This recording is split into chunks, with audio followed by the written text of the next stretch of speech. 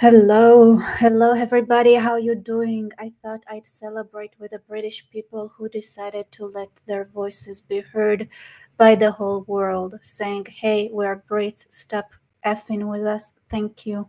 And actually, how should I start it? So I actually want to go through what Tommy Robinson is sharing in his platform, and I also saw this comment MGP that Nuria Khan had a nice speech in the rally, so I'm going to check that out as well.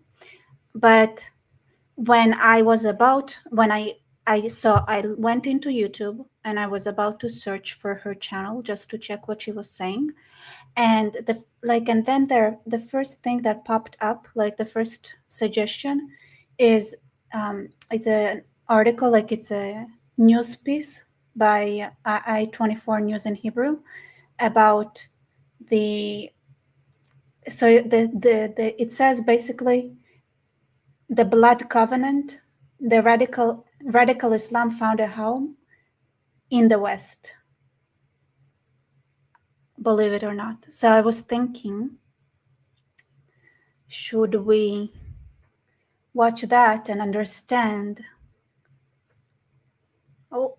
what brought us here, where we are at? So I think maybe let's do that. I feel like I never give any kind of background to anything or extra information. I just assume people here know everything already, which I guess you guys do because you guys are very great and most of your comment are always here.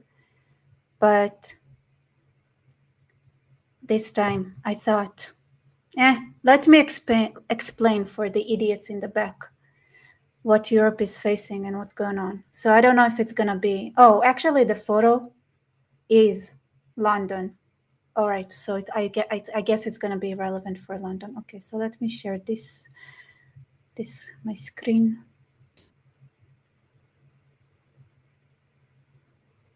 All right. Let me see if I can show you. I think it's sometimes pretty interesting to see like how things are reported in Hebrew, because if something is already reported in Hebrew, you know that the situation is really bad because Israelis are so much into their own business all the time, right? So they barely check what's outside. So if something caught the mainstream Israeli attentions, then it means that it's probably bad. It's probably bad. It's probably really, really bad. It's probably really, really bad. I cannot even start to describe. I actually wanted to make a video about 18 things Israelis don't know about Britain in Hebrew, because when I went to that delegation, the Israeli delegation, to the Jewish community in Liverpool, I was so shocked. Those idiots, they knew nothing. They knew nothing. And when I said things and they were like, what are you talking about? Like, and sometimes I would say stuff like I would talk to the locals and they would listen to me and they say, like, without knowing what's going on in Britain, and they would think and they would comment something like, what are you saying? It sounds crazy. What are you talking about? Like, aren't you extreme? As I was saying, hey, listen, you have to fight back, you have to do this, you do that. And the Israelis were like, what do you mean? Aren't you taking things too far? Isn't it being extreme? And I was like, do you guys know what's going on in this country? And they were like, huh? What do you mean? What's going on? Yeah, we saw there are protests, right, against Israel and stuff like that. And I said, did you hear about the grooming gangs? And they were like, what are grooming gangs? They never heard of them. I think one did, maybe. Also, they didn't know. So I had a conversation with them and explaining, listen, guys, we need to have a talk. You came to this delegation and none of you know anything about what's going on in the United Kingdom and how bad it is and what's going on in Britain. And I was so ashamed. I was so angry. I cannot even start describing how angry I was. And I was like, okay, maybe I should do more things in Hebrew. But then again, like, I tried, But then I realized that gathering a Hebrew crowd is pretty, like it's a lot of work just as much as it is in English. So I don't know if I can do both right now because I need to sustain myself, and I don't really have the capacity to not sustain myself and do those things in Hebrew. But I think it's it's so important. Like, so when I say that if something reached the Israeli media, that if Israelis know something, that means that it's beyond doomed. Like, unfortunately, like Israelis, like I wish it wasn't like that, but like I said before, people don't understand how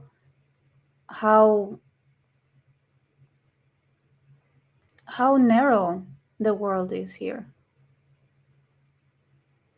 Yeah, maybe I could find a partner for the Hebrew. Maybe Uri would want to do it with me because I think it is important, but it's like Israelis are so.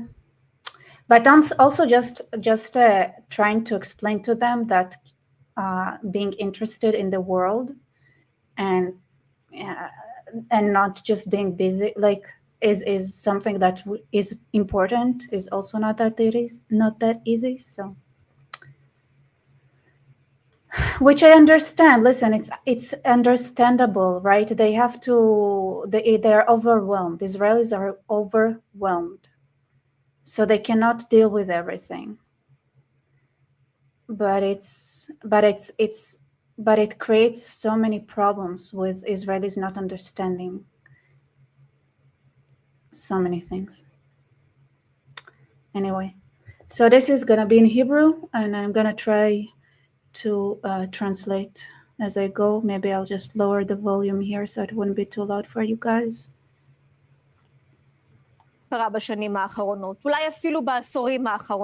See, it starts good. Something weird has been happening and going on for the last several years, maybe decades. I was like, yeah. Obviously, it has to be decades. Otherwise, the Israeli media would not have talked about it. תקופה ארוכה מדברים בחוגי הימין בארץ ובעולם על זה שהאסלאם הרדיקלי מוצא לו בית חם דווקא במערב. פרעות בפריז, הפגנות פרו-חמאסיות בלונדון ובברצלונה. So it's been talked. So if there are people who are talking about what's going on in the world and not just Israel, that's the right wing in Israel. The left wing here, they think Israel is just one. I don't know what they're thinking. Actually, I don't think they think. If they were, life would have been easier. Anyway, so yeah, we're seeing savagery in Paris. Pro hamster. It's Hamas. I don't know hamster. What's pro hamster? What? Demonstrations in London and Barcelona. Hamster in Hebrew doesn't even sound remotely close to Hamas. It would have been. So where's the hamster? How can they translate it to hamster? Right-wing circles in Israel and around the world have been talking about it, the fact that radical Islam is finding a warm home in the West. Missing. נערות שצריכות להגנות בפריז, הפגנות פרו-חמאסיות בלונדון. Yeah, how pro-hamster, I'm dying. That's so funny. Like, because the word hamster in Hebrew is not at all Hamas or anything like that. It's a very different word. It's ridiculous. נערות שצריכות להגן על עצמן ממהגרים אלימים. כל זה קורה במדינות הכי לבנות, מדינות אירופה הקלאסית. Like, girls need to protect themselves when they walk down the street, and it happens in the most white countries. In Europe, in classical Europe, even America. Like, just by the way, the fact like it's pronounced like that is like shock. היו מופעים אלימים. כבר הספקנו לשכוח, אבל תנועת Black Lives Matter הפכה עם הזמן לתנועת שמאל פרוגרסיבית אלימה, שמזוהה... Yeah, like we already forgot about it, but BLM was very violent. גם עם ארגונים אסלאמיים. I was like, yeah. Well, it's easy to forget when you are fighting in 8 France, so... רדיקלים. ביטוי של זה אפשר למצוא גם אצל ראשי האוניברסיטאות מהמובילות בארצות הברית שלא הצליחו להצביע על אנטישמיות במובן הכי בוטה שלה. הרצח המזעזע של צ'רלי קיר קרה באותו שבוע שבו נרצחה פליטה אוקראינית ברכבת בארצות הברית. הוא So נרצח now they're talking about the Ukrainian girl, the Ukrainian refugee that was murdered, and Charlie Kirk, and that it happened in the same week. Exactly, mostly peaceful violence. Beautifully said. Josh White, the 60s were a while ago. Well, Israelis live in the 60s in their minds. They're so, especially the leftists. The leftists, they live in the 60s. I think they have, you know what? I think, like, I realized, like, the Israeli left, you know what their problem is that they have severe issues with software updates. Severe. בגלל הדעות שלו. היא נרצחה פשוט סתם. התגובה של תנועות הווק והפרוגרס שצמחו בשמאל נעה בין אדישות לשמחה.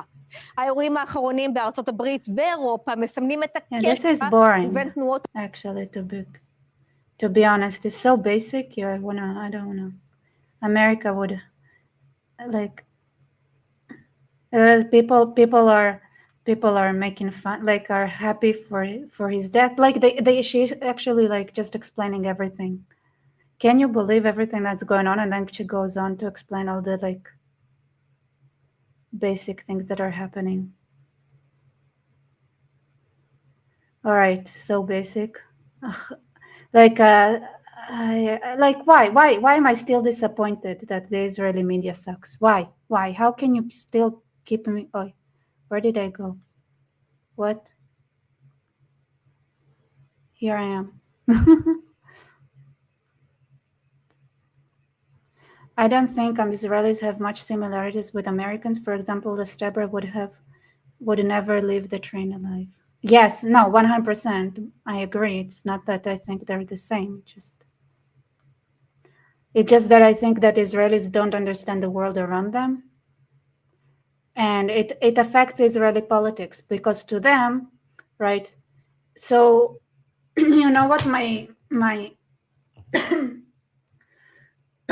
sorry, 1 second. My pinned comment used to be,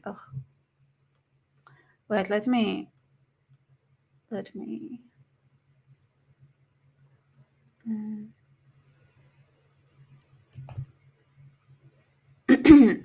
me find my voice again. So a tweet that, like, I opened, by the way, I had X for years and I never used it. I just followed people and looked what's going on.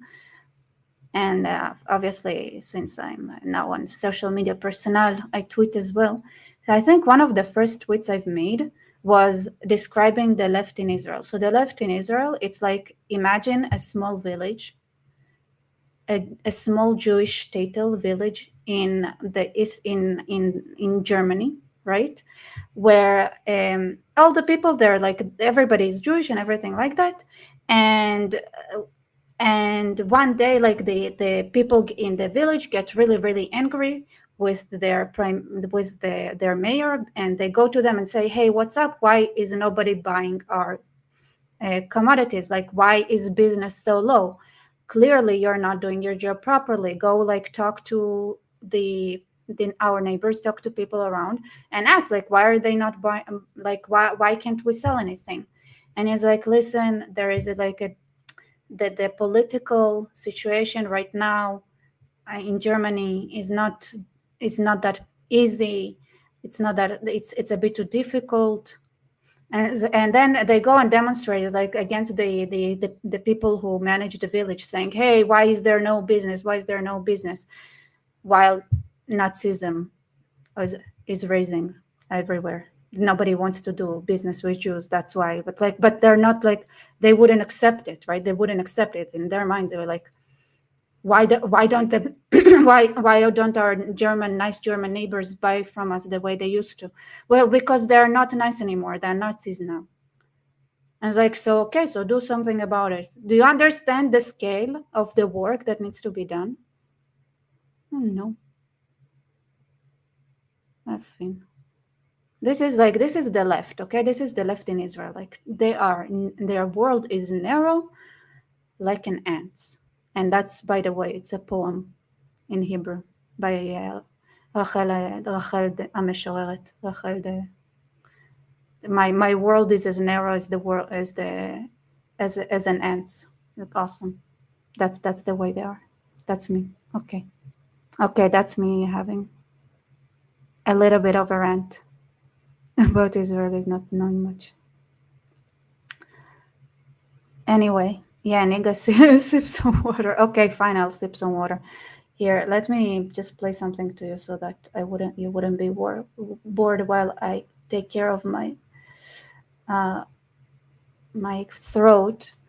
And I think it's so important. And I want to say, like, the right wing in Israel, those who are a little bit aware of the situation around the world, are super proud of Britain right now. And I think that, ironically enough, nationalists from all over the world have to unite, which sounds a little bit oxymoronic, but that's what has to be done.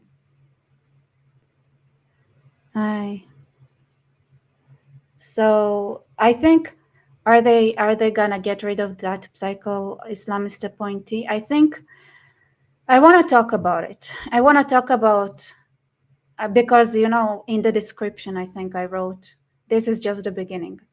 This is not enough. Obviously, this is just, hey, now we understand that we cannot accept it anymore. Enough for individualistic kind of people to leave the house and demonstrate together, which is really counterproductive, like counter personality wise, right? So you have on one side, you have the collectivists, which is the left, and then the other side, which more individualism, freedom-based people, which is the right.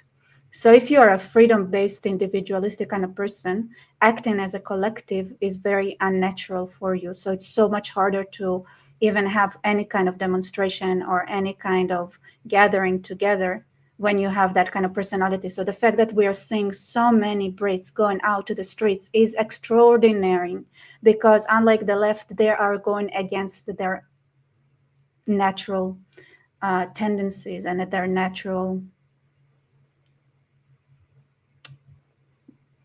personality, like personal preferences, let's say it like that. And it's so important. Oh, and here I see. Let me see. Let me take a chance to look at what Nuria said and take a sip of water in that time. Because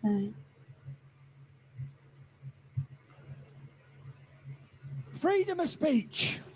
What does it cost you in your family to speak the truth and speak freely? Probably not as much as it costs some. I sat down with a girl, Naraya Khan.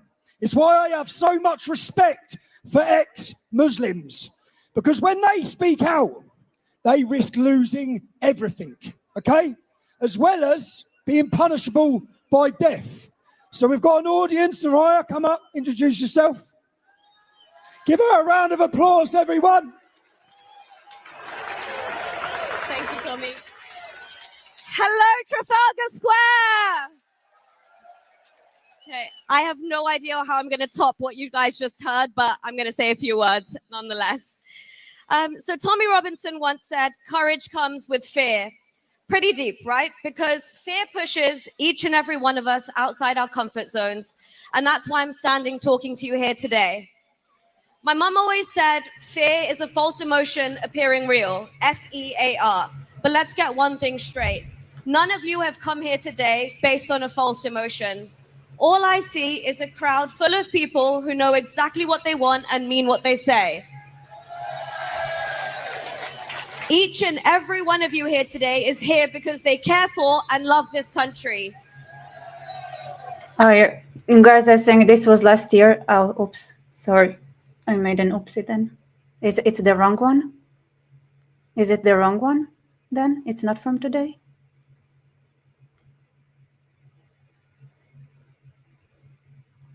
Let me see. When is it from then?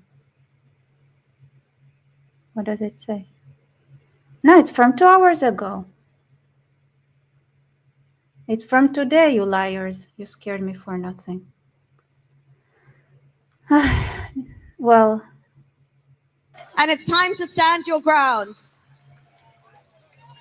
For the last 15 years or so, whenever Tommy had... So to me, I really wonder if anyone actually gave the real things that have to be done which is another video in my to-do list.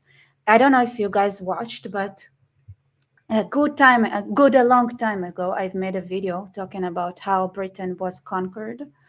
And most of it was kind of listing all the vulnerabilities that made it possible for others to take over Britain.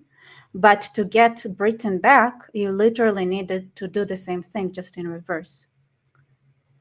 The guts to say and confront the harsh realities of Islam in this country, his message fell on deaf ears, including mine. Not anymore. I had to leave this beautiful city, the country I was born in, to realize what horrors lie on the other side of various parts of the world. It's only now I realize what must be protected at all costs. It's not racist to care about your country. It's not racist to love your country. It's not far right to care about it. It should not upset the establishment or the media. And, sorry. Yeah, well, caring for your country, meaning that you want to have borders and you have a certain type of vision, which right now what you're fighting against are those who don't believe in borders. So they don't believe in countries. It's such a fundamental fight. So to them, of course, they're going to label you as far right, because to them, the fact that you even want borders, you want your own country, means that you're far right. This is where we're at right now, and it's important that we understand that and say it as is, because if people think, hello from Britain, hello Josh, have you been? Did you go to the rally? So it's very, very important that we understand what we are facing against, okay? So it's not necessarily the left and right in a scope of a country anymore. We're talking about a left and right on the most fundamental global sense, in a sense that there is one side, right? Which is why I said that, ironically enough, as much as oxymoronic as it is, nationalists around the world need to unite, because it's a global fight. It's not anymore a right and left within a country, as much as it is, especially in Europe. I'm not talking about Israel. This is important because in Israel, Israel didn't update itself to that kind of mentality yet. It's very rare to have people like that here, but in reality in Britain, it's not. It's why it has to be. The reason it has to be global is because you're fighting against people who don't believe in countries at all, and it has to be global because I saw people are saying, okay, thank you, Elon Musk. If it wasn't for Elon Musk, if it wasn't for American intervention, if it wasn't for Israeli money, by the way, like Tommy Robinson, British Jews, they are cowards, most of them. But the support that Tommy is getting and his backers, from what I know from the get-go, was mostly, I think, Israelis. So it's just that this is why it's global nationalists, right? We don't want that movement, but we have no other choice but to unite, because fighting globalists, thinking you can do it locally is impossible.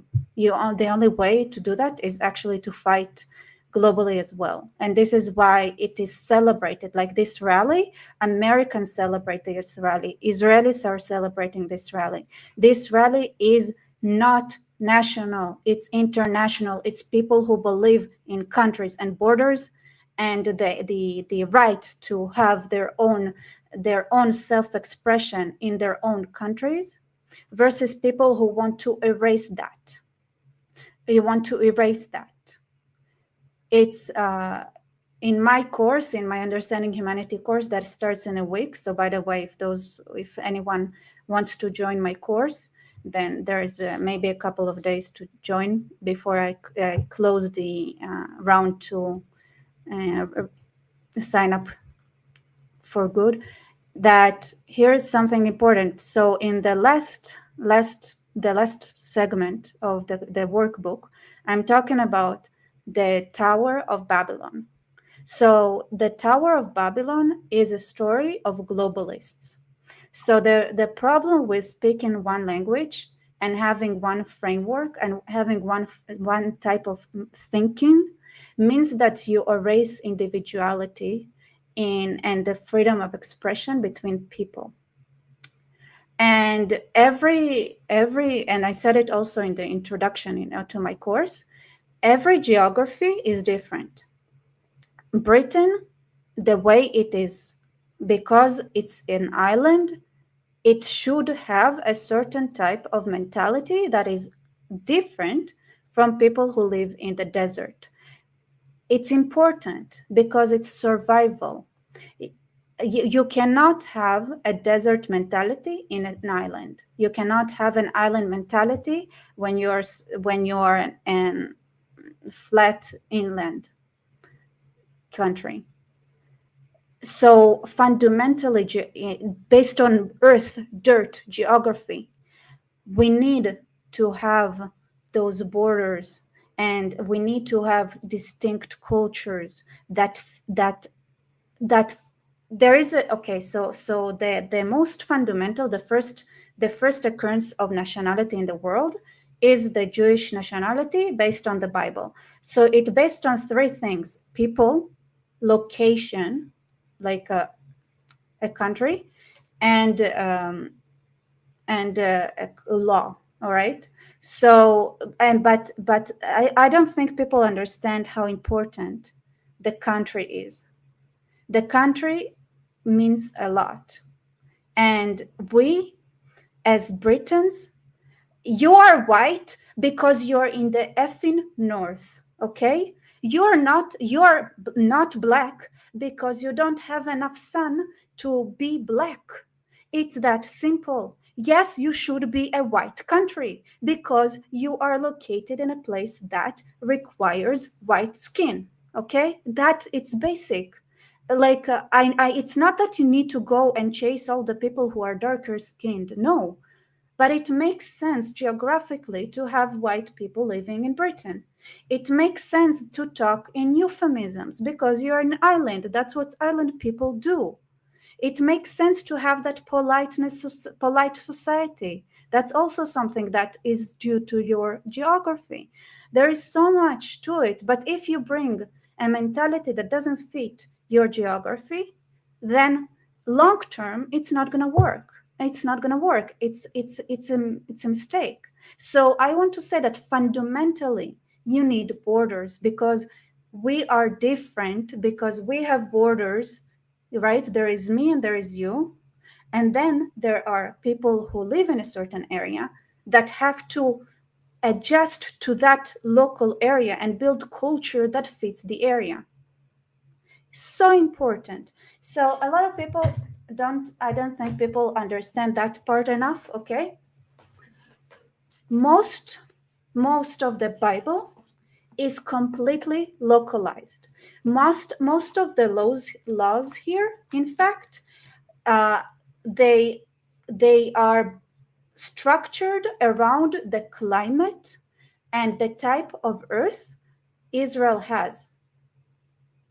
You understand that? So this kind of thinking, this kind of everything that like the type of people that Jews are, it fits the geography of Israel. It has to be like that.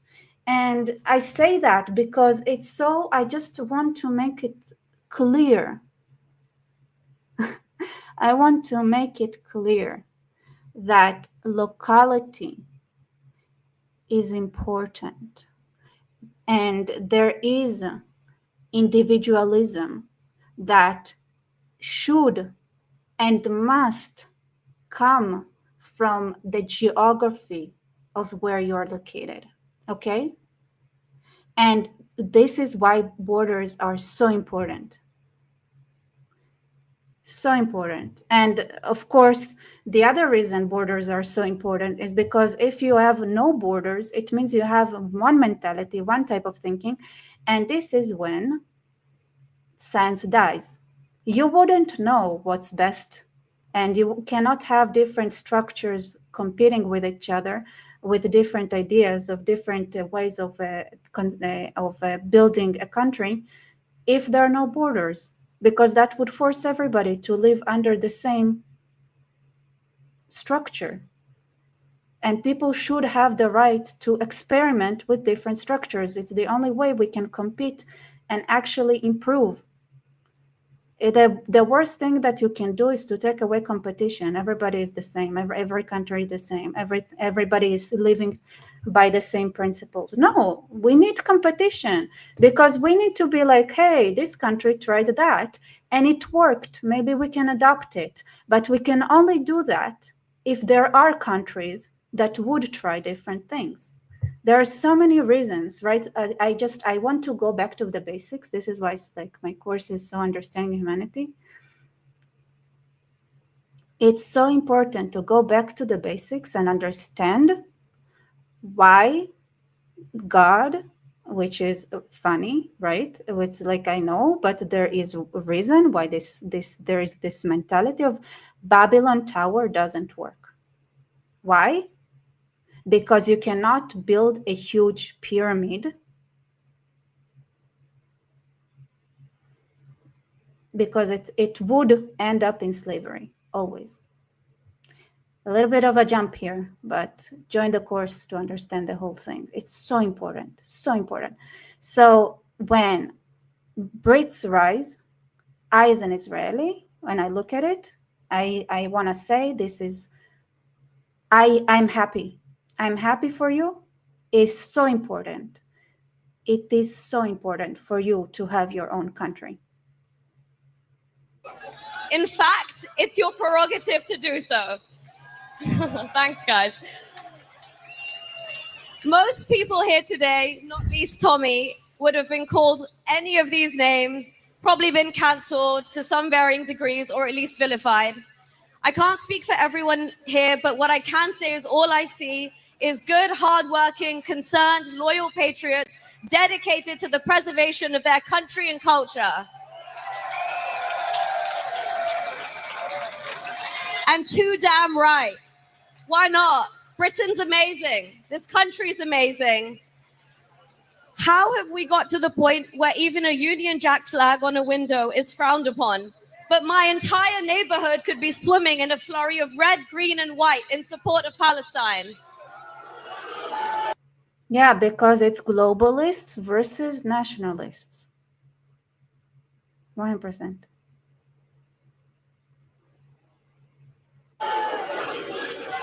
How did we get here?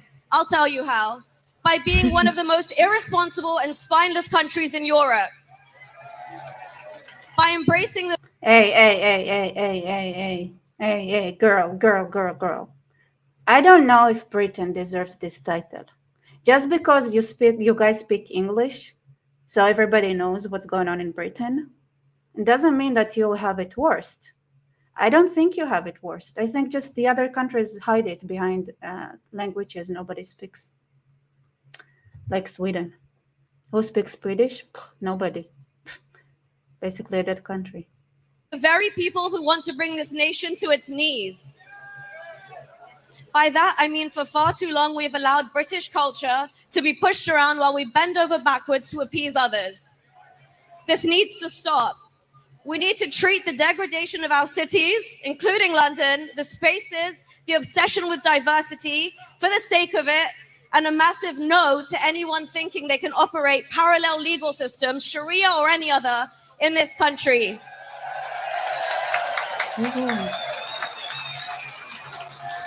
This is England. We need far less immigration and much more integration. And let me be clear, we have no need for Sharia in this country as we have one of the most esteemed judicial systems in the world. Yes, we have problems, but they're nowhere near on the scale of countries grappling with 7th century tribal desert revenge laws. Yeah, 100%. Though I have to say that when you have those kind of people coming over, sometimes it's good to know and adopt some parts of it. So thank you, Sharia, but we'll pass. Coming back here a few years ago and seeing the state of things as they currently are didn't give me much hope. In fact, I was planning to leave again, but not anymore, not today. A day like this gives me hope for the future of Britain. Seeing all you beautiful people out here today from up and down the length and breadth of this island, this is something extraordinary. Thank you, Tommy.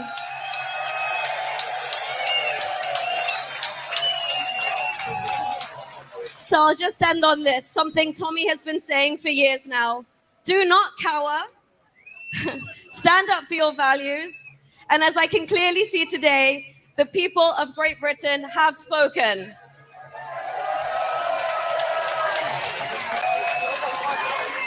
If the media and politicians want to remain blind, then so be it. But we will no longer stay or be silenced.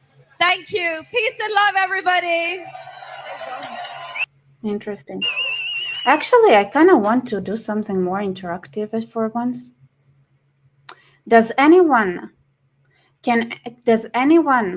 have an idea how can Britain get itself out of the situation it's at? Oops, why am I out of frame? Okay, here I am. Because I think, it would be more fun to hear you guys, what you have to say about Britain and how to get Britain back and how to reestablish a strong, independent country. And saying just enforce UK law. Who would do that? How?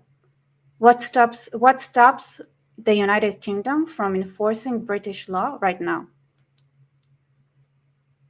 Deport all Muslims to Brunei. How? What stops Britain from deporting everyone right now?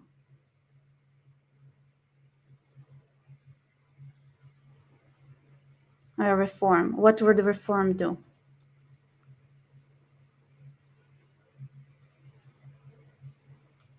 The British Parliament stop it. Do you think the British Parliament can do it? Saying the damage is already done, no going back, UK is doomed. I want to say one thing for those who think it's doomed. If we managed to survive the Oslo Accords and the kind of mindset people had back then, there was a lot of blood that we paid for it. So you can get out of it, okay? You can get out of it.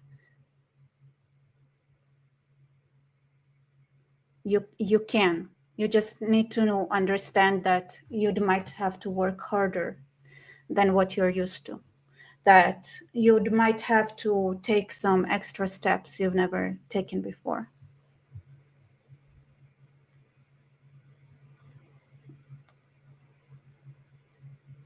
So British people need to remember how powerful they are. What does it mean?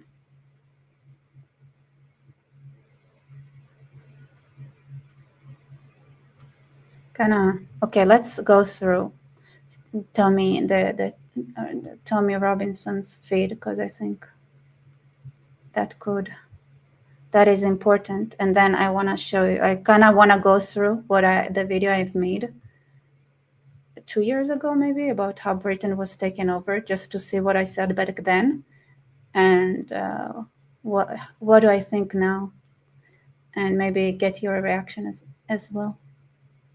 Let me just find that video. Okay, let me see. So this is 7 hours, I think. But look how beautiful. It's kind of hard. Okay. In all of our millions that are here today and the 1.6 million people that are watching live, say a thank you and honour the life of one of our generation's greatest, a man who inspired a generation of young men based on courage and based on faith. Let's play this little film.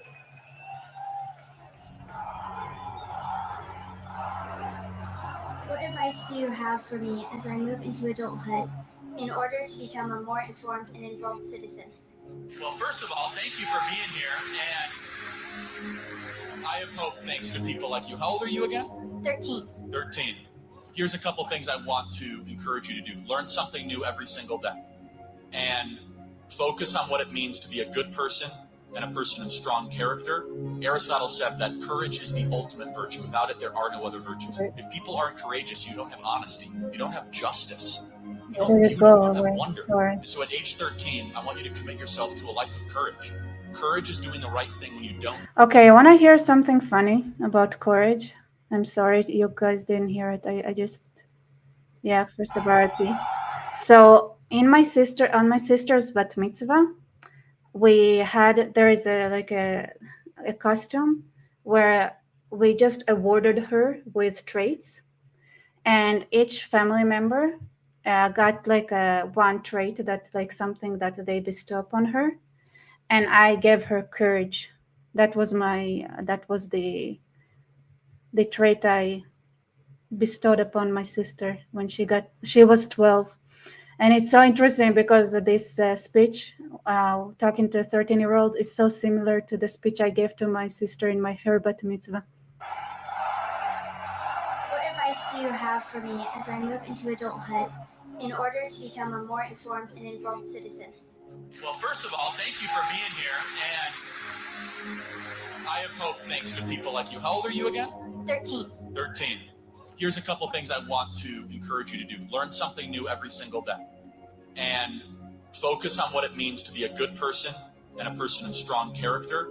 Aristotle said that courage is the ultimate virtue. Without it, there are no other virtues. If people aren't courageous, you don't have honesty, you don't have justice, you don't have beauty, you don't have wonder. And so at age 13, I want you to commit yourself to a life of courage. Courage is doing the right thing when you don't know how it's going to work out.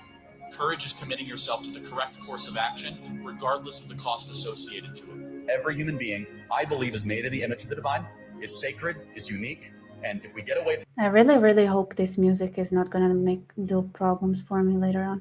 this principle as we not only have moral degradation, we not only have the collapsing society around us, but it's bad for that being itself.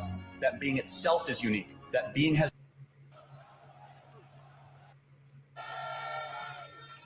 Here's the United States, which is a different country. For any of those that don't know me, Tommy Robinson and the folks who put this together are giving me the great honor of singing our national anthem for you, and it's one of the honors of my lifetime, so I want to thank you for that. And I want to sing this today. I want to do it to dedicate it to Charlie Kirk, great man that was taken from us way too early. This is a man who created a platform for people to come and debate the right way civilly, which is what free societies are supposed to be all about, and they took him from us. They killed him for it. And so that's what we're up against. That's the evil we're up against. But I'm going to sing the national anthem right now, and I thank you all for that opportunity.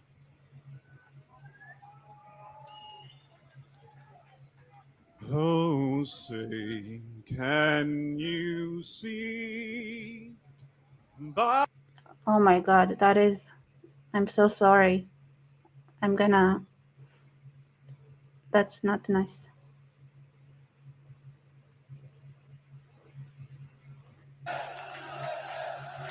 That's so nice. America. It's a national international fight. It's interesting. Play the anthem. We're gonna. We want everyone now to fall silent. Never pause my anthem. I'm so sorry. I didn't know it's such a big deal. I just thought it's like it was butchering it, honestly. So I thought it was disrespectful to listen to it when it's that kind of quality. Sorry. Not like out of. I just we have like a different understanding of respect, I guess. Blair, thank you for your tip. Thank you so much.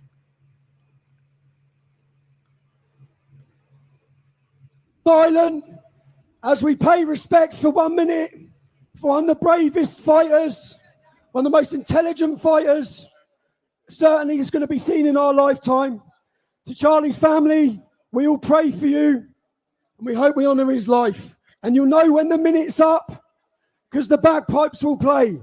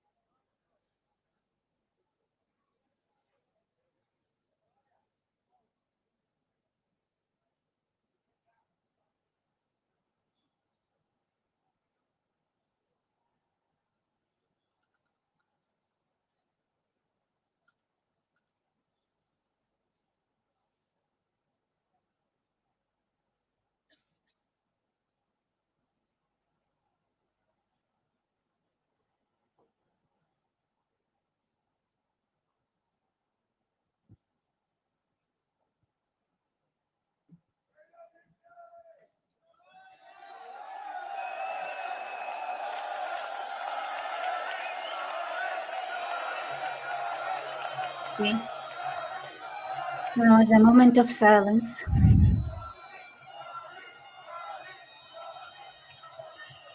Oh, by the way, is there anyone here that wants to come up and discuss Britain's future?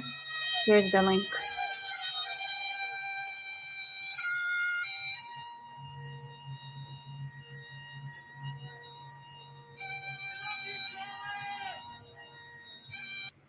I don't even understand. Like, thank you.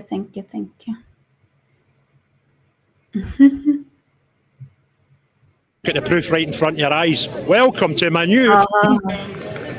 Guys, they said this couldn't happen, and I knew it was happening, and now I've got the proof right in front of your eyes. Welcome to my newfound friend, James. How are you, buddy?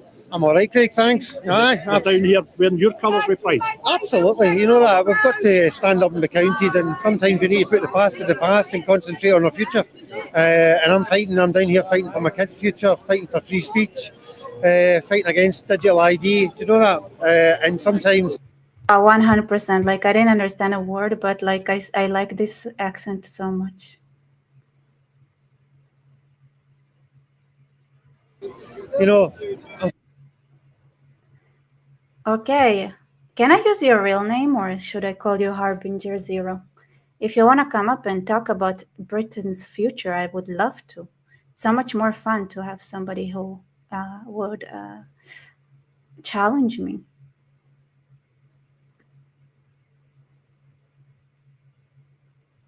I'm quite happy to be proud to be a Celtic fan, but wear the Union Jack on my back. Do you know that? No, it's a big up, mate. And I don't think you're alone. I know you're not alone. I've got pals of Celtic fans that stand shoulder to shoulder with me, but I keep getting told this doesn't happen. People will not see it possibly, Craig, you know, in the limelight, but I thought, you know what, let's be the first to actually have the balls to do it. And that's the first thing I said to you, what I say about. And I knew you would take grief for it, and I would take grief for it, and I thought, you know what, I'm willing to take the grief, because there's a bigger picture here. Our country's fucking going to disintegrate in front of your eyes. And if this encourages people like me to stand up and put their head above the parapet and fight for Britain, then that's I'm going to ask you a right tough question now. Okay. Did you hear the Rangers score? No. Thank fuck. Thanks very much. I'll speak to you soon. Hilarious. Okay. Well, Harbinger Zero, it's like the way you hold the camera is a bit like weird. Do you really want to go online like that? I cannot hear you, but I can. Like, they cannot see you, but like, I'm just. I wonder. Oh, you okay? Hey, how you doing? I'm good. How are you? Good. How is everyone today? Okay, so we have an American and Israeli. Let's talk about Britain. Let's dissect. All right. Is there any Brit here that wants to join, defend their country? No. Yes. Well, what am I looking? Why am I waiting for like anyone to say anything when they are in the chat part? All right.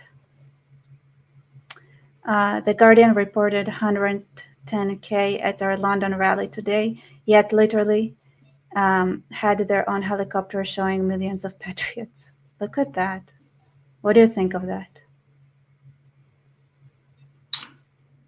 Oh, this video has no sound. Good to know.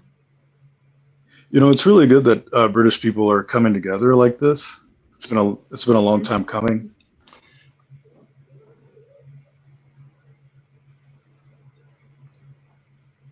But some people say it's too late. I don't think it's too late, personally. It cannot be too late. It can't. Because it's just that it's not as simple anymore either. It's not as simple, and because I think here's the big thing. Okay, so some countries, their weakness is that that everything goes through one place. So if you get that one place, you can get the country. Meaning, all the finance, all the interaction with the outer world, all the commerce, everything everything concentrates in one place and then distributes again. The thing is, right, if Britain is like that, and London is a city that if you take over London, you basically took over Britain, then yes, it's problematic. You hear what I'm saying? yeah, actually, this is a compare and contrast I make with America all the time. America's such a huge country, and it's made up of 50 smaller countries, essentially. And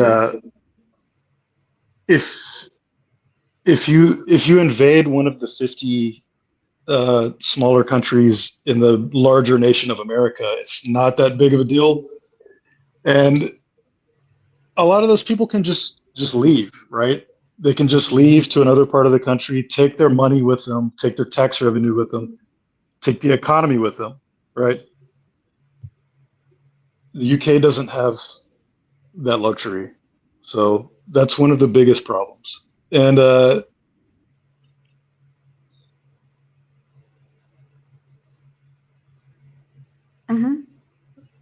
was going to let you speak if you wanted to, but I'm listening. The way I see it is like British people are really going to have to the violence thing always comes up, right? Right. I have this echo, that's why it's kind of freaking me out. But there's like I don't hear an echo. I'm good. Like British people are going to have to be very walk a fine line, because it could easily break out into violence in the street, which would be like a civil insurgency. So here, is it hard to share the StreamYard? I don't understand what the question is.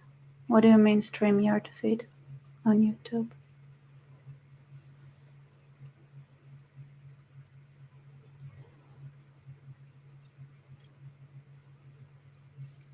That probably just means like resend the link. I don't know what someone else wants to come in, but I want to make sure that he's British, because I think otherwise it's a bit irrelevant. Because I really would love to have a Brit here actually to speak about. All right, because so you have the United Kingdom, right? So what holds a country? So what do you have? You have your borders that you need to defend. You have the economy, right? Let's think. So you have borders to defend, then economy,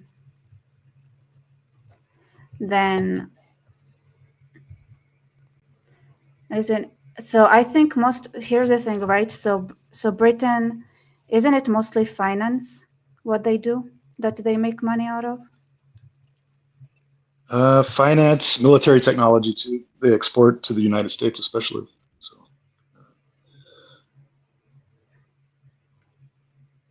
All right. Is there a fit? Wait 1 second. Let me see. There are 2 people waiting. So, okay. So one is American, and okay. Fidel, are you British? Before I let you, just add. Okay, he ran away. Hello, Shauna. It's nice seeing you here. It's funny. I look like the British guy that you were showing earlier. The British people are only dealing with 7% of the Mohammedans. They need just start organizing, and making their presence seen. I heard Islamic clerics that were recorded talking about. Yeah, but let's say London is already Luton, like the center here. That's kind of that is majority not British, isn't it? Like those are the problematic places, areas. Oxford as well, I've heard. So you have like those areas that like Oxford, Luton, London, Birmingham, like all those main centers. The Muslims, they know what they're doing when they're concentrating in like that, well, right? They're also slowly infiltrating the government. So literally, like, look at that. Like, if you look at the roads, well, how is Leeds doing? Is Leeds also one of those cities that have a like? Let's see. Let's find like, how would you search it? Like religious distribution, ethnic, like what in Britain? To understand where they're concentrated.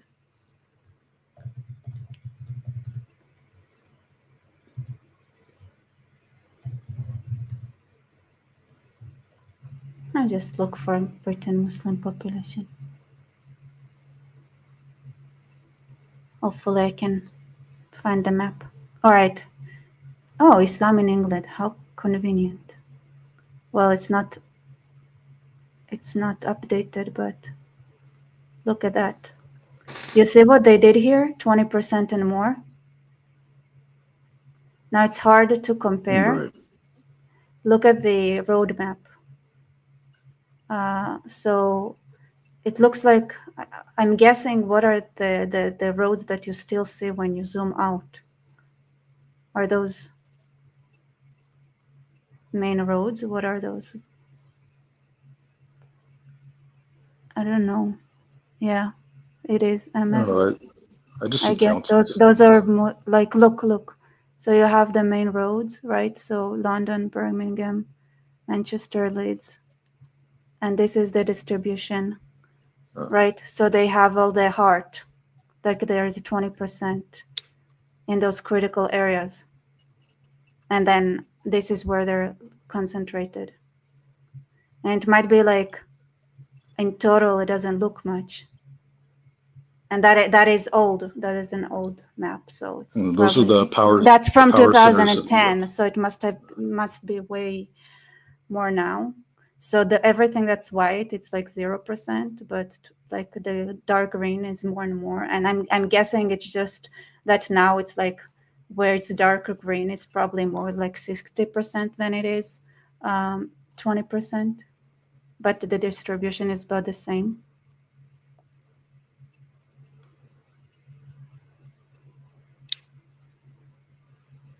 Sorry, I'm not trying to speak over the guest. Okay.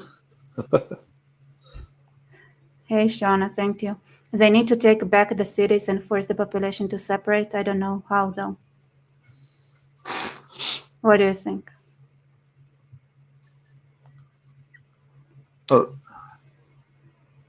Well, it's definitely like the UK. If they go by a political process, it's going to have to be You vote in your people again. Right? And this is the problem. It's similar to like these American issues we have where we have these radicals who get voted into office, like in New York City, right? Mm-hmm. Why do they keep voting for these people? Who are voting for these people? Right? You Like, want to see that video? yeah. Why did the UK fall and how to get it back? By a person named Rebecca Barsef from about like a long time Was it ago. 2 years ago? I mean, it's a year ago, but it's a year like it's closer to 2 years ago. I think it's one of the first videos I made, so I started stutter a little bit, though I still stutter, but I think I used to stutter more. The political process will take a while. I'm not super familiar with British politics and how often they vote, but it's a reasonable way to do it. But the problem is how do you stop the rape gangs, right? So this is the important, right? So you have to protect the borders, you have economy, you have the rape gangs. How do you stop the violence in the streets? And Muslim immigrants, illegal immigrants, aren't the only people committing this violence that native Brits talk about, right? Muslims aren't the only people doing that. There are also Africans. They're also Muslim. Well, okay, yeah. I guess so. Yeah, well, but it's not that okay, fine. So there's the rape. So the issues are rape gang, borders. Rape gangs, yeah. Right. So you would say rape gangs is. I really wish it like rape gangs is the number one thing to stop.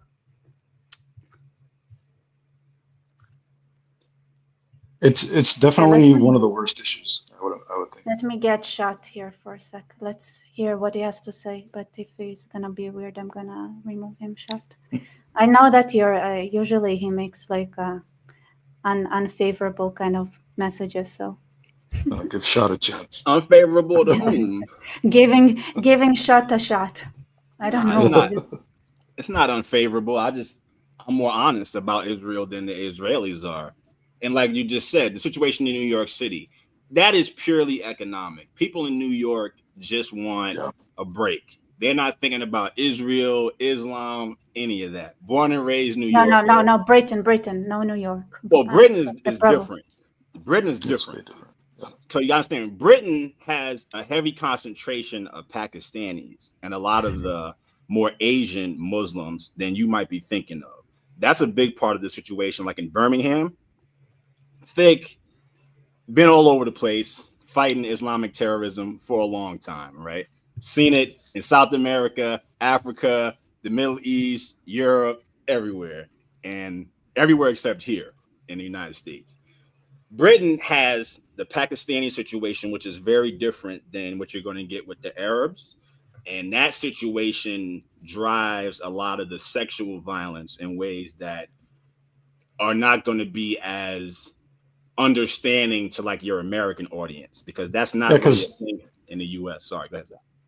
Yeah, Arabs aren't invading the UK, right? It's South Asian Muslims. Isn't that really the problem? I mean, okay, you got a problem. You got invasion. The root issue, and this is the problem I had with people like Tommy Robinson and many others, is that the British elites sold out the British working class a long time ago.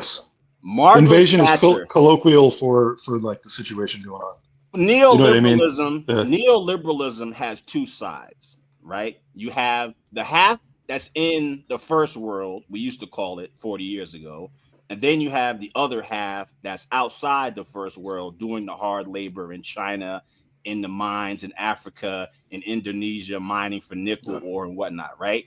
Now, over the years, those worlds have merged. And now the working classes in the West and the Anglosphere in particular are being subjected to tremendous migrations and immigration to compete with them economically and as part of the pressure. Because don't forget, the Brits have a history, like what happened with the enclosure movement, to kick the peasants.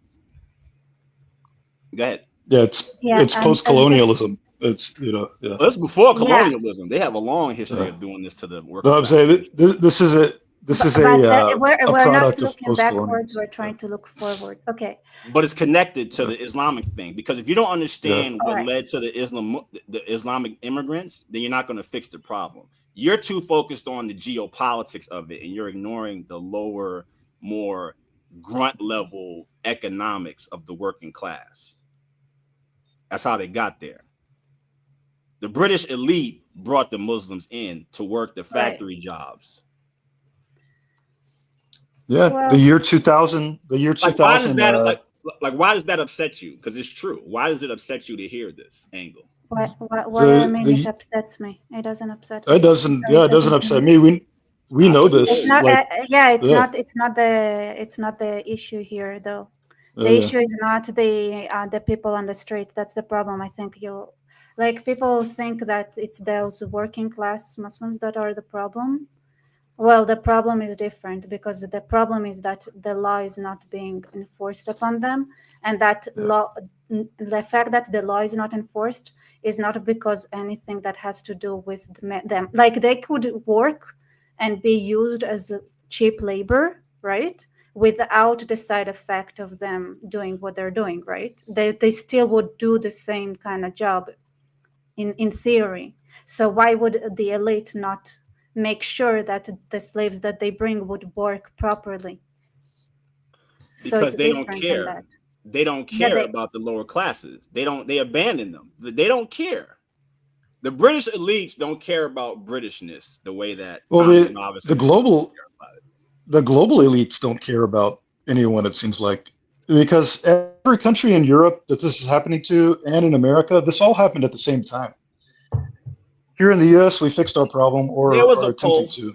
Because look at Germany. Look at Germany with the Hartz reforms in 2003, 2004, and what happened in Germany, especially Berlin. Look at Berlin as a city specifically and demographically. What happened to Berlin when they did that change in 2003? Right? They changed the labor laws in Germany and set up the immigration situation that the Germans are dealing with now. A friend of mine's a chief of police in a big city in Germany.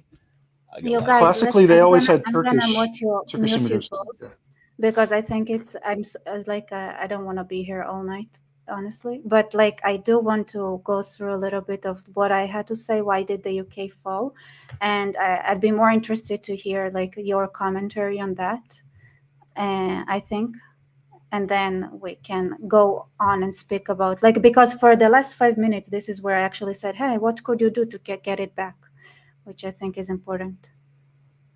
But I think that things are okay. Let's reveal to you how easy it is when you have those weaknesses, and that history of imperialism and bringing foreign people, to make an environment inside a country that would enable taking it over from the inside. Britain. Where do we start? First of all, how do I even call you? Do I call you United Kingdom? England? Britannia? Okay, this is not important. What other options are there? Don't waste my time. To be honest, they talk about it in the parliament about limiting free speech, and I don't know what happened with that because I didn't check. But at least in England, in Britain, I don't know, you guys, why is it so complicated? At least in the English Parliament in London, people still can say things like, hey, we can't have this assembly because of threats. So that's nice. It really reminds me the way people talked and how frequently, I don't know if it was frequent, but before Russia entered Ukraine, before the war started, there was comedians and people talking about it and criticizing the idea of going into Ukraine. What just happened? You guys, I wish I was more focused here, but I think what I'm gonna say next is, wow, that girl is not that stupid, apparently. I was because I always think okay, Rebecca a year ago was probably kind of stupid, but maybe not so much. Thing crashed. So before Russia went into war with Ukraine, there were a lot of voices in Russia that were saying that's a bad idea, let's not do that. And once the war started, they all had to flee. As someone who saw that happening in Russia, like how people were talking freely and criticizing the idea of going into Ukraine, just talking about it, just the fact that you can talk about it can give like false sense of security that you might not really, you should not have. Anyway, we need to save Britain because Britain is a democratic country. At least it used to. Sorry. Still fun. But there is a lot to defend, okay? Let's start. All right, a little bit of history about how Britain got to this position. Because I don't want to be here all night. This girl talks too slowly. Isaac, what is it? 1, 2, 5. To begin with, first thing is like just a fun fact. Maybe the British people, the English people, are kind of used to having an elite that is of different culture and ethnicity than themselves, and they were like, whatever. If it was like the French and the Romans before that were ruling London and England, and you just adopted them and they became the elite and it was okay. Maybe now like the new elites are not too bad and they'll be like, you can adopt them. But I don't know, this time I have a feeling that it's not going to go that nicely. I'm not sure how it was with the French and the Romans, but I can tell you for sure, like the Islam is not fun at all. Another thing that Britain did is it gave up the control of the seas to the United States, which puts it in a position that is a lot less of a global power. And the third thing Britain did, it was imperialistic. And you can say a lot of things about was it okay, was it not okay, having those colonies. Out of many colonizers. I want to add something. I think maybe I said something around that or not. But Britain, MI6, was the human source for America, because Americans always sucked at with human, so they didn't get a lot of intel from human sources before. So human intelligence, by the way, this is what it is. So they relied a lot upon the Brits to get the intel they needed. But I also want to say that there is a double-edged sword when it comes to human, to having that kind of intelligence, is that just as much as you influence your sources influence you. And so when you work with them, they also work with you. And the MI6 right now is very, I feel like I give a hint in that direction somewhere in the video. If not, I'll tell you later on. Shana, thank you for support. They fought the French Normans for like 500 years. You see, there is hope, except that their language now is not exactly English anymore. It's like more French than English. So it's gonna be like Arabic, French, English kind of language. I don't know. Urdu. And Carlo Cali has UK at least tried to halt some migrants? Not really. They need to drown the boats. Britain was not that bad to have, but as a Jew, I can tell you that Britain did a lot to not help us when at the darkest hour. But it doesn't matter because British values and Britain is something worth saving. But this is not why I'm bringing imperialism. But the reason I'm bringing imperialism is that because the Brits went into societies that were different, some of the people that they met there went back with them. And that created a special situation because the people that Britain imported back then didn't necessarily represent the cultures that they came from. Let me just say it like that. All right. So you have a situation where Britain is not as strong as it used to be. British people or English people are kind of used to having elites that are from a different ethnicity or background than them. And we have a situation where you suddenly have people coming from overseas, which I guess ties up with we're used to having an elite that is not our own anyway. That was a history recap. The next thing I want to talk about is the UK's unique weaknesses. And I'm going to start with something a bit more funny, maybe. you guys have terrible food. And I remember the first time I was in Britain, I was in England. In London, I was like 13, and the food was so bad. And then the next time I came, the food was amazing. And I was like, yeah, immigrants are amazing. You guys need those. They bring great food with them. So I understand the feeling of thinking that you'd want to have them. Okay, so that's weakness number one. I know it's a funny one. Second thing is the police, all right? You know what? Maybe before I talk about the police, I'll talk about the English-speaking situation. English speakers tend to only speak English. And when you don't speak another language, you're limited to your one culture. So when you have even, speak two languages, and you're exposed to another culture, then you know that sometimes different cultures have completely different ways of thinking. And the way that people express themselves in one language is so different from the way that people express themselves in another language. And that discrepancy can be immense, So the cultural difference, like the way it's reflected in language, can be incredible. So just not having that in mind, because if you grow up with one language, one culture, or even multicultural, but one language, then there is this thing that it limits your understanding, maybe it limits your perspective, and it fundamentally limits your ability to know that not all cultures are the same. Now let's talk about the police, because that's heavier, all right? So this policy of having a police. So what is the police, all right? The police, out of all the governments, so you have a jurisdiction, you have the academia, and you have parliament, and you have the enforcement, you have the police. The police are actually the people. It's like your gut, And the people of England, they're like listening to them, it's like listening to your gut. So you have a gut feeling that something is wrong. And those who are responsible to like being the first to notice that something is wrong is actually the people. And when the academia comes and like through rationality, it's like your brain trying to tell your stomach, hey, you don't know when you're hungry. I know when you're hungry.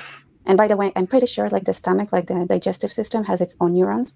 It's a separate system. So just like we have a gut feeling, and that gut feeling is way more smart than our brain. That's the boots on the ground. That's the people on the ground. And that's the real representative of the people.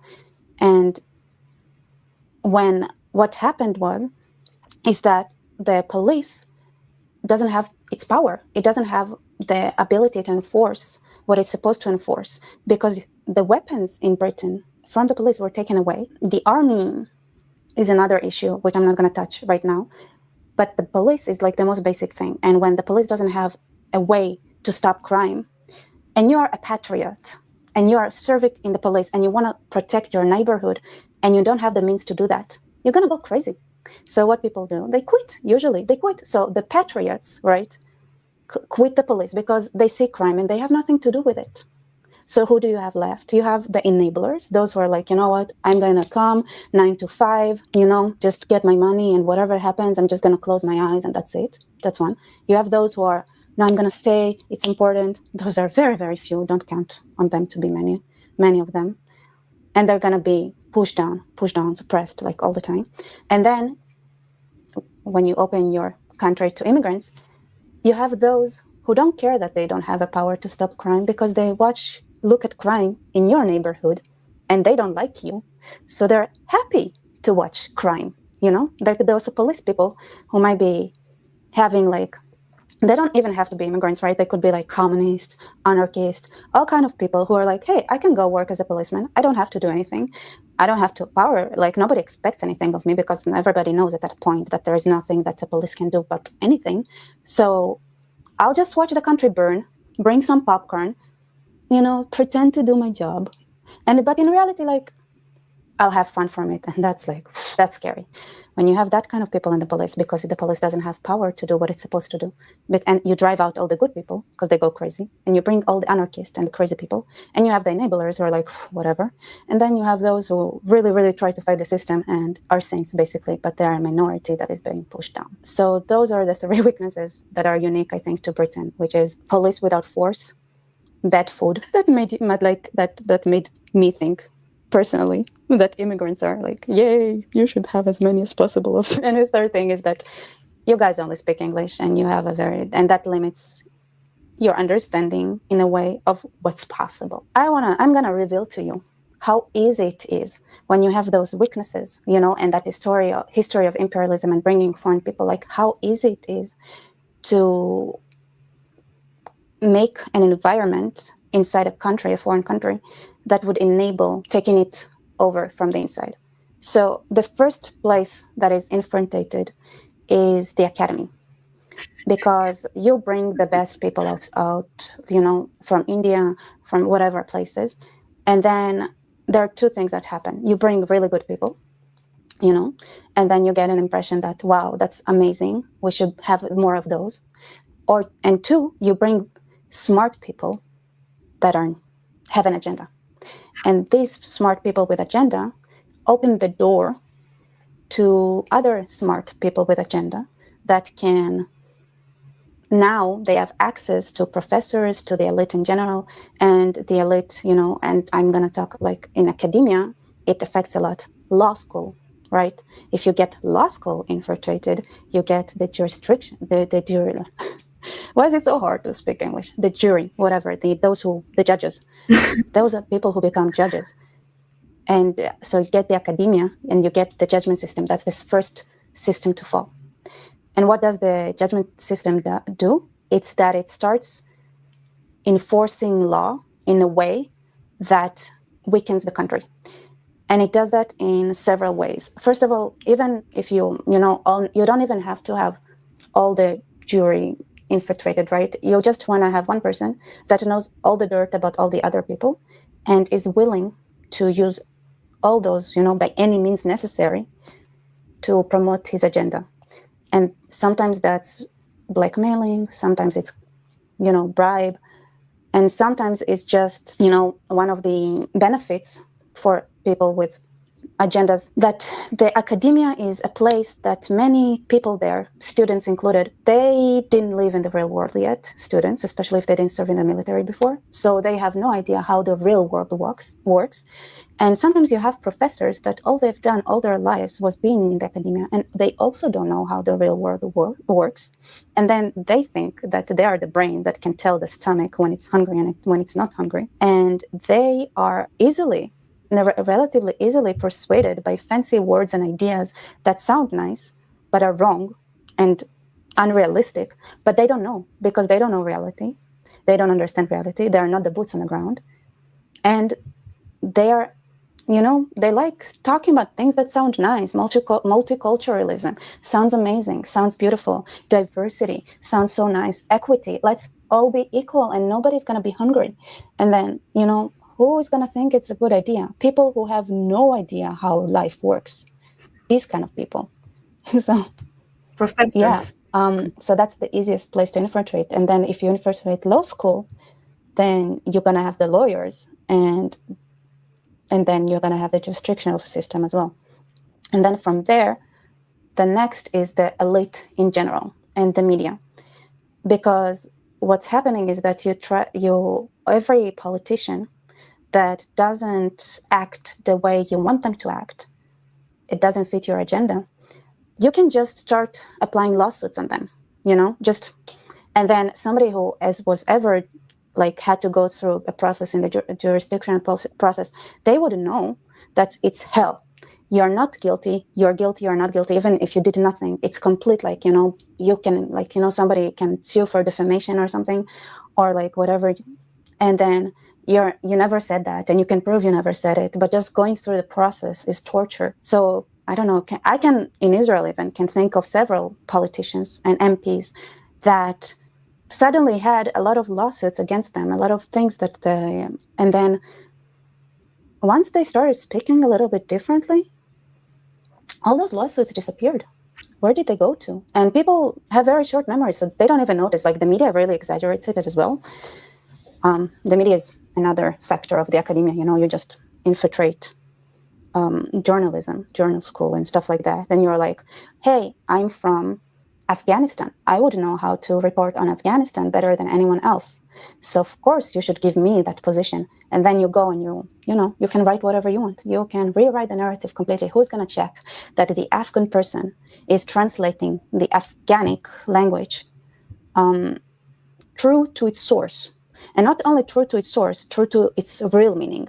Because I know the Arab world, for example, uses a lot of euphemisms, says a lot of things in a very, very indirect way. And if you're not familiar with that culture, you're not going to understand that one person can tell you X and mean something that is completely opposite of what they're really saying.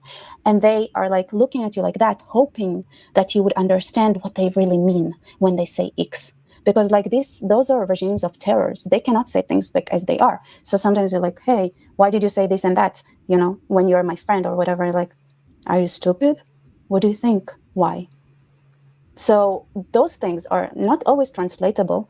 And sometimes the people who do the job of reporting that don't translate it properly. And then you change the completely narrative. You create a new reality, a new world, you know, just by the fact that the average one language speaking Brit or English person is, especially in the past, now it becomes more accessible, but especially in the past, there is no way. You just could have not known what's true. So you have to trust those people who you think are your friends, who present as your friends, but not all of them are your friends. So this is how easy it is to infiltrate the media and how easy it is to infiltrate law.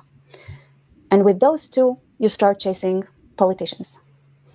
And once the politician starts acting the way you want them to act, the media doesn't talk about it anymore.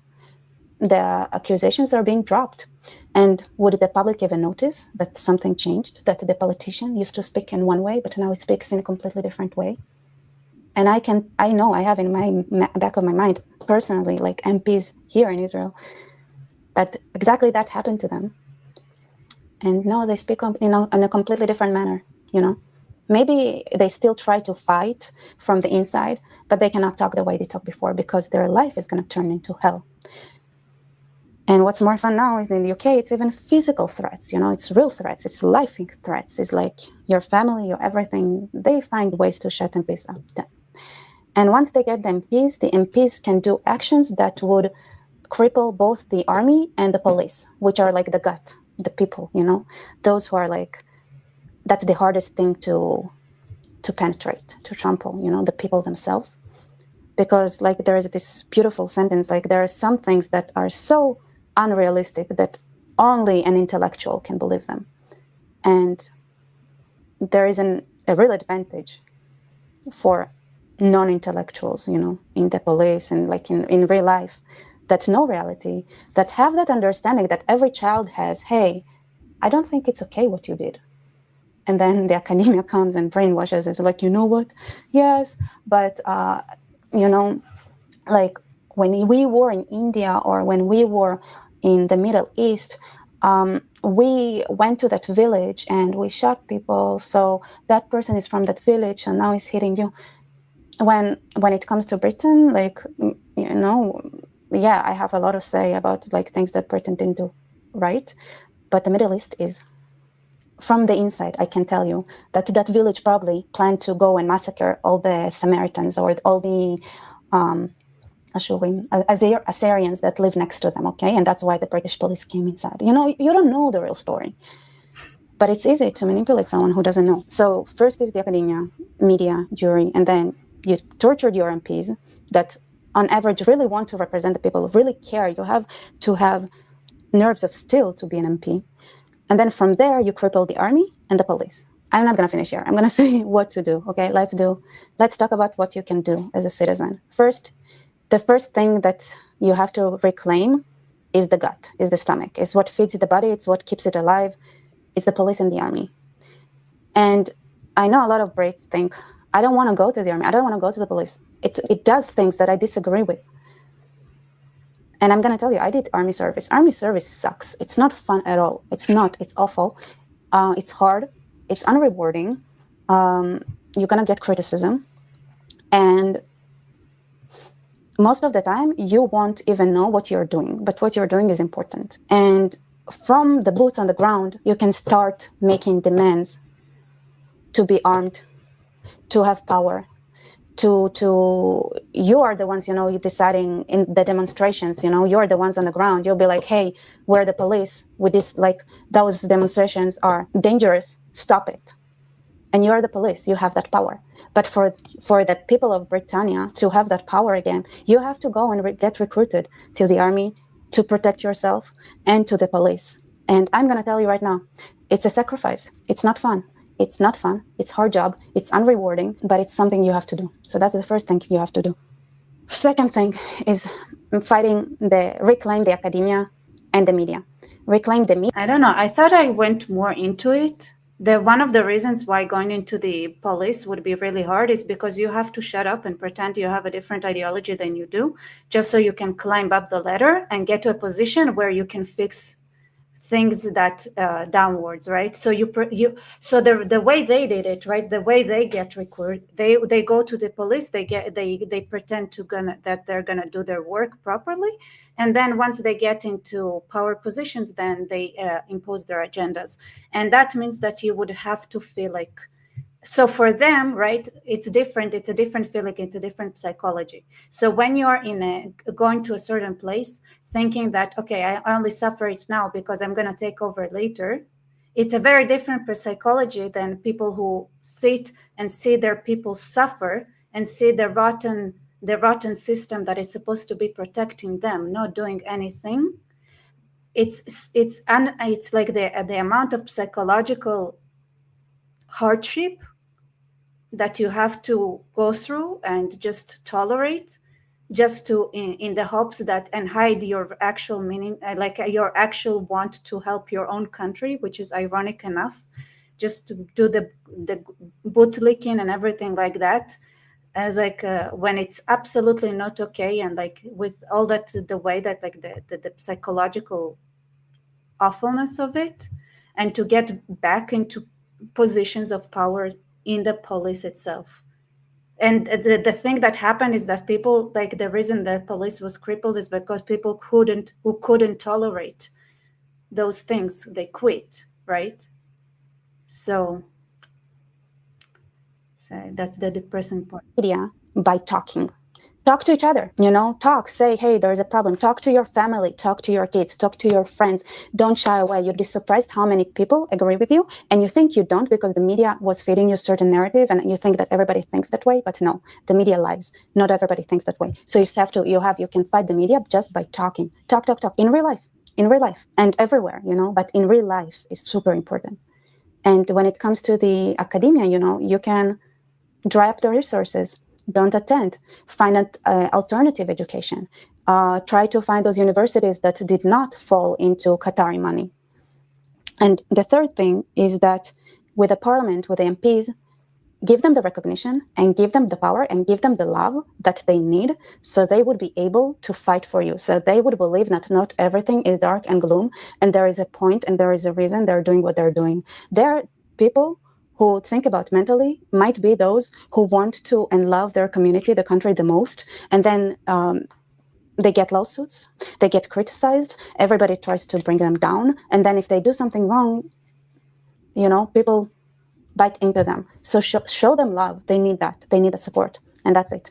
That's all I can do right now. Yeah. Well, that's the what I said. I wonder.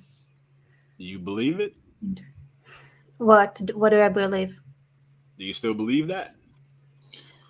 Do I believe it? 100%. I think it's even more complex than what I presented it here, because I don't even know if they would be like it's still true. Those things are 100% still true. Like it's true, but deeper. Because I like listening to you talk. I was thinking, okay, this person to me sounds very naive. And you talked about human and how these things work. These penetrations, they are much more insidious than that, and they usually start much earlier than you could possibly imagine. And in this case, from what I understand, a lot of it happened at the top, because don't forget, oil politics played a major role in the U.S. and the UK dealing with the Arab world and the Islamic world, and that's intertwined. With all of this. This is why I said I thought I'd talk about it. I thought I talked about here, like I said about the MI6, that they 100. I think they betrayed the UK. I think there was a lot of Arab. They got penetrated. Many Yes. times. That's been a major problem here. We don't trust anybody because we've seen the British, the Australians, the Canadians, everybody gets penetrated except for the Indians and the Austrians. For whatever reason, India and Austria rule their home turf. But everybody What else do you is think? penetrated. India is So also it's a good analysis. You know, it's a very good bottom up analysis, ground level view. But we still don't know how to fix the problem, though, right? no, but let's start with the fact that you need policing, 100%, and that could also be like civilians walking down the street. But you have to have the boots on the ground. There is no way around it. You need to make sure that the police is you, and not other people. What's the most acute problem you want to solve? Like you said with the sexual assault gangs and the grooming gangs and those things? That's a civil issue. You need the police to be you, because you need the police to shoot them and make sure they don't get to court. I'm honest.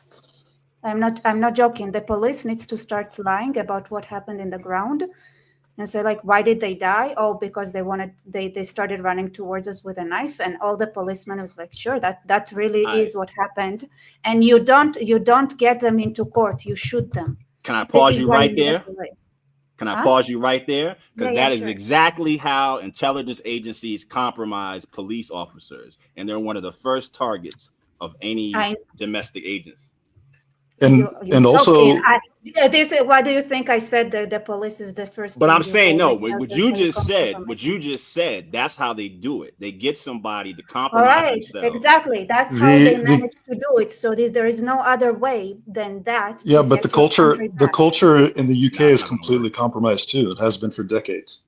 No, the culture is great. The British culture is amazing. God bless them. They're amazing. What happened is their institutions are corrupt, mostly from the top, because they have a class issue in Britain. You cannot fix the top. Think about it like that, okay? Yeah, you never will be able to. You cannot fix the top.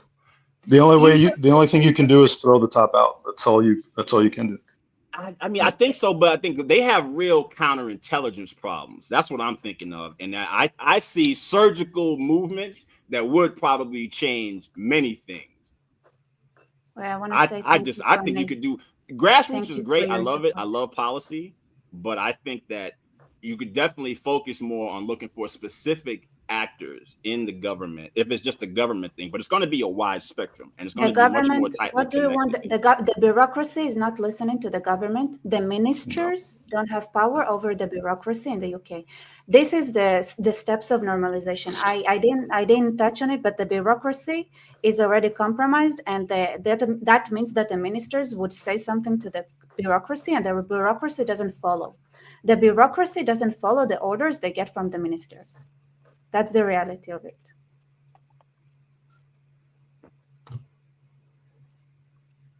And British people are definitely afraid to defend themselves too.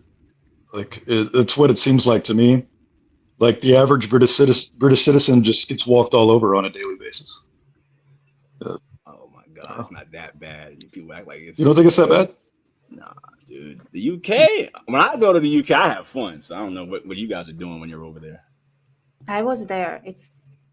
I go, I party, I hang out, I go to bars, drink, see some shows. People walk around the street. It's not that bad. If you want everyday to get life your looks country, like. you think those rallies, you can really get your country back with those rallies? Honest. But see, when they say get the country back, what are they even talking about? Because I don't think these people. This have is the same thing, idea. right? That's the question. This is why I say, like, here's the thing. That's first of all, like, those rallies matter because you make a statement, but it's only the start. It's the first thing you do. It's like, okay, the people had decided, right? They decided that they're willing to get out of their house. That's a statement. That means that they are ready to do something that is more than nothing, and doing that is the hardest step, believe it or not. Now, getting out of bed in the morning is pretty easy. We just say it's hard because getting started for many people is hard. But once you're in something, the task usually gets much harder. But that's why I said, if they're already into something, right? They already got up. That's it. They started. this is why I disagree right away. Because for one, I don't think Tommy Robinson, for example, is an authentic actor. I think he's controlled opposition, and he might be Pied Pipering people into a bad direction. That's the case in the U.S. big time. Yeah, Many I've heard that theory. here. Yeah.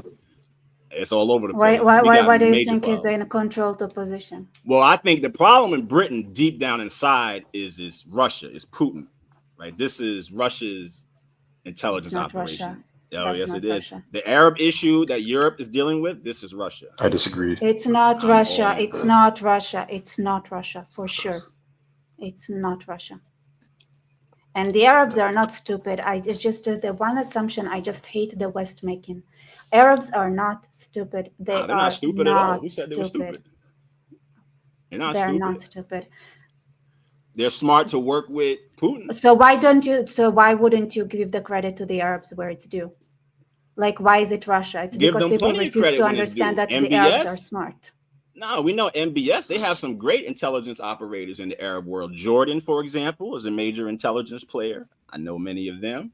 The Saudis are great. They're moving and shaking, but they have different goals, though. Like what those other countries are doing is different from, like you might say, Qatar.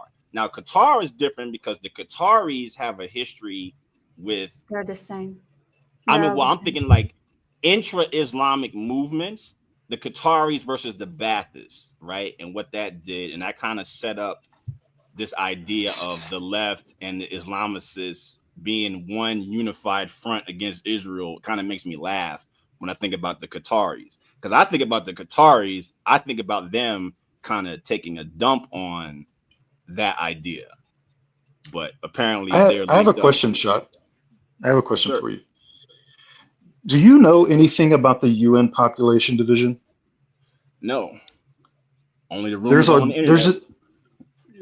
There's a division in the UN that is like very, very concerned with population across the world. And they wrote a white paper in the year 2000 called Replacement Migration, a solution with dying or aging populations or something like that. I think you would be very interested in that. Yeah, I've heard that line before. And then you have the climate change migrations, and you're trying to around the world. Yeah, that's in there. That's up in there at the top. So that's an elite thing. That goes back way before the current situation. All right. Let's not talk about who are the players.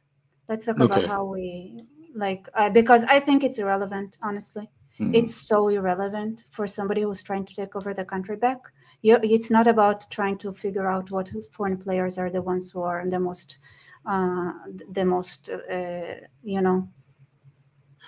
important. Whatever. It just doesn't matter. I'm like, it really doesn't matter. Like, it starts from the ground up.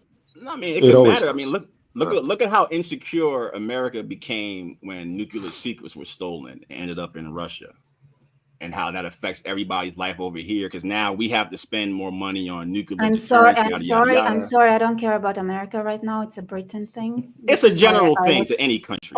This is why I'm hesitant to add people who would talk only about America, because they're Americans and there is nothing else they can talk about. It's not about America right now. And sorry. No, but being insecure in Britain is the same thing. It doesn't do it. I don't like it. It's irrelevant. This doesn't help.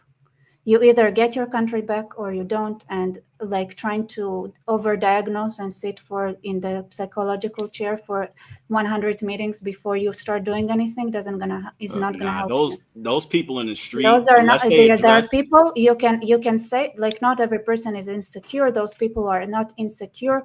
They should take action. It's a 1%, 2%. I've talked to a handful of people. I've talked to a handful of people from the UK here in the United States, and they seem to think that there is a serious issue in the UK. Every single one of them, right? And they don't really know what the problem is. And I'm thinking to myself, like, okay, do you vote? Do you participate in politics? Do you participate in your culture? But it seems like everybody's just siloed. Who I talk to. I've never been to England. I've been to Ireland. Yeah, so I've never spent any serious time in the UK. That's my take on it. Nobody actually really knows what's happening. Even the people in the UK. Media? Not a lot. Not anymore. No. Anyway. So, yeah. Yeah, it's a serious issue in the UK. Well, I want to hear someone is saying, "Yo, Rebecca is so funny. I swear." What's of like why? What made you live? Anyway, here's the thing, right? You need to get if like on the local level. You also need to think as a private person. Okay, you don't want your daughter, wife, yourself, your son to be molested. Then you on the then that means your street, your block, your house needs to be safe, right? And this is where you start thinking, because for you as a person, right, as a human, as a person, that's probably your highest interest. If your location is safe, this is where you have to start thinking that just because your location is safe now doesn't mean that your location is going to continue being safe tomorrow. And the way you ensure that your location keeps being safe tomorrow is by going outside of your own house, your own street, your own block, and trying to figure out how to help the next block, the next people, the next neighbors. That's how, like, this is what you have to do. It's like you need to understand, okay, first of all, and it also makes sense, right? It's like, how bad is it where you are at? And then once you see that, okay, where I'm at is okay, then join another force somewhere else. And there's many ways to do that, right? So if you live in the countryside, if you are a British person and you don't need to, and you are not in a situation where you need to have start thinking how you have your own kitat konenut, like it's a citizen like citizen security, but also like in case of an invasion kind of style of protection for the village, which is that means you're lucky that you can work on a village level and not in the local level already. If you like on the countryside and you have that, right, you can start thinking, okay, so how do we, first of all, like the roads, right? We saw like the population density, then the roads are like the next thing that are clearly like you have to have plans to protect the roads because they are sitting in the main junctions already. And the Muslims, they know what they're doing. The Hamas, what they did right away is that they stopped, like they located themselves strategically in every junction in the road.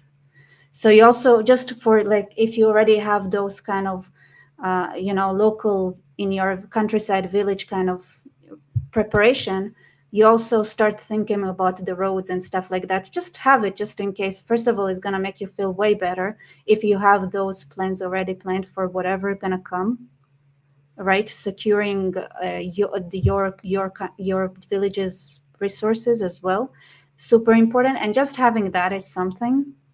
And I think for now it's enough to be, if you're on the countryside, like have know the geography around and know the choke points, know the roads, know everything, and think like how you can make sure that, like, and also communication, right? So the next thing is like, how do you communicate? So if something happens, is it going to be your village first, or is it going to be the neighboring one? If it's going to be the neighboring one, like, you also have to have like a system of waking each other up, like making sure that people are aware that, okay, get ready, and different ways like that. Even, it's crazy, but the thing is, like, when you lose your freedom, it happens like this real fast.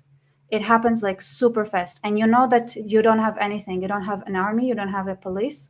The police allows crazy kind of demonstration to happen in Britain because there are so many higher ups in the police that are Muslim. Like, they allowed things that you think like, this is absolutely crazy, and they allowed it because this is what this is like, they like, for them, they don't care about Britain. So I tell you right now, so to taking over something is this fast. Like, if one day they flip and they decide, okay, now is the time or whatever, and we're not going to allow those kind of rallies or anything, like, even I don't even know if they would have to do that with this such a low resistance. But now that a statement was made, they might feel that they would need to do it at some point. to take control of the population. That things like so just like it can happen real fast. So you might as well have those plans if you're in the countryside of somewhere that it's a lot of Brits together. And if it's not a lot of Brits together, you need to find your neighbors that are ready to act in a case of emergencies. And it's super important because like right now, if you start thinking that, okay, you're gonna do things and you not have those emergency and they're gonna sniff you out, then everything would happen like that. Everything would be shut down like super fast. So you have to have those emergency, crazy kind of sounding infrastructure first. Because if they smell you out, if they sniff you out, they can escalate super quickly, and take everything away. Just so you need to have that kind of infrastructure. So it sounds insane, but that's the way it is, and unfortunately, especially if you don't have your government on your side. Everything you say is correct. There are some great books on the topic. Yeah, Total Resistance is the best one by Hans van Dijk. There you go. Yep. The U.S. Army Guerrilla Handbook will teach you how to organize a resistance and make sure everybody has forwarding information and contact info so you can alert people. How to do counterintelligence is very important because that's how you get infiltrated and get rolled up. You have to have a cell structure. It's difficult stuff. It's a lot of work, a lot of clerical work. Side note, I knew a guy who actually died of COVID, but he started a militia and he got infiltrated twice by the FBI. So within a span of a year. How did he know he was infiltrated by the FBI? He was in the Army and the Marines, so he was like a 30-year military veteran. By the way, this is he just had experience. He knew. So I think like people in the countryside need to understand the relative advantage that they have. We do, yeah. It's because they are relatively speaking a lot more uniform. Got to get that Joel Skousen book. Yeah. Shana, je suis Shirley. They need to find a way to bring in the minorities, meaning the immigrant population that loves UK. Many Nigerian and Hindus are very patriotic. Yes, and by the way, the Sikhs especially, like they already do things that the Brits wouldn't, like being the police. Like they would hide a body. There is a molester, they would hide a body, and if somebody asks, like, what do you mean this person never existed? Right. And especially if it's an illegal immigrant, you can take care of them and nobody would know because they're illegal. You're going to do that and you're going to bump up against organized crime. Well, then if you be the bigger organized crime. This is like, here's this, like I said, I don't know. I was sure I made it. Maybe I have another video, but maybe I didn't know back then, like how much I can say. But I think at some point somewhere I said, like, look up the resistance for the Irish, the Indian, the Israeli, how they worked against the Brits. By the way, same people, so it's the Black and Tans. The IRA Green Book is very good. Highly recommended. And because I tell you, when this is not like, it's different if you had like if the elites that they were one of you, but they're not. They are not British. Like you need to understand, like the elite is not British. They're not British. Yeah, they were Germans. I mean, well, they're all kinds of people. Qatar owns more of London than the royal family. Okay, that means the elite is Qatar. In England, the elite is Qatar. That's what it means. This is what it means. Like and the bureaucracy, 100% them. I heard people that work in the bureaucratic system inside the United Kingdom. They wouldn't, even if the ministers are really genuinely fighting for you, and this is so important to understand, they give up orders that the bureaucracy wouldn't listen to. The police, in small villages, the main person working there is a Muslim. Why is he Muslim? Right. He cannot be a Muslim. It's like, sorry, it's already, that's it. That this is an invasion that you have to understand. Like the UK problem is problematic.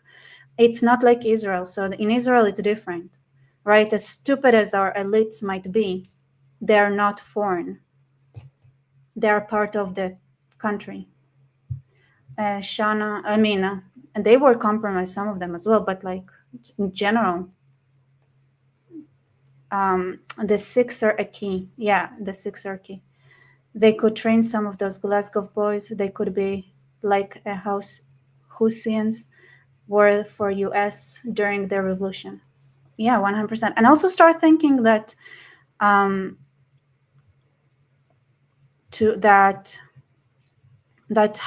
long did the police manage to completely swipe the grooming gangs under the rug? So think that it's local, right? It's on the local level. Think that if you build forces, if you join the police, if you manage to do that, like how many taking care of groomers can you sweep under the rug as well? Well, here's a thing. Even in America, this has gone away, but and I'm sure it's gone away in Britain, like in the UK as well. In the old days, if you were spouting a bunch of anti-American rhetoric in public or something like that, you would get visited by groups of guys while you were alone in the parking lot, and they would be like, "Hey, you need to shut up." You know, like I don't think this happens anymore, and it's kind of synonymous with it's been synonymized with racism or bigotry or something like that. But there used to be a tribal element in these Western cultures, you know. Say again? Yeah, well, but look who just died, the free speech warrior. So you want people to so go what? Around Yes. policing free speech? Die. Yes, you need to. Nah, you need to we're die. not doing that. You have to. If you're not willing to philosophically, die, then don't be in the conversation. Dying is one thing. Dying is fine. I I'm swear. fine with that. So what's not what? Nah, but I'm not going to police somebody's speech. I'll fight and die for the country, but I'm not going to go and tell somebody to shut up because they have a political opinion I don't agree with. Well, we had this conversation. Like, if I go into a neighborhood that's ethnically monolithic and I start saying racial slurs and I get shot, it's my fault, right? Yeah, But the it's your government, fault. but the government shouldn't be allowed to say I can't do that. But the people who live there are going to tell me that I can't do that. And what they do matters more. Wait. This is important. Don't hire them. Yeah. Don't hire them. Don't give them jobs. Fire them. Like, this is something you could do. Don't hire Muslims. Don't work with them. Yeah. Don't let them. Don't rent your apartment to them. Don't take their money. Don't sell your house to a Muslim. Don't sell your house to a foreigner. Don't do that. Just don't. And it's like, no, only to white people. Maybe they can pay less. Fine. Like, be willing to do that. At a personal level, right? You don't want the government to say that, do you? Or maybe you do. This is why. But you have to understand that as a citizen. Yeah. Don't sell it to them. Don't bring them to your neighborhood to begin with. Don't do it. Just don't. Hey, Shana, telling someone to shut up is also free speech. 100%. Yeah, you can tell them to shut up. Like, they would tell you to shut up. You can also do that. But you also need to understand, like, they don't understand debate because they are not there to make Britain great. They're there to bring it down, and in a suicidal fashion as well. Don't underestimate how suicidal they are.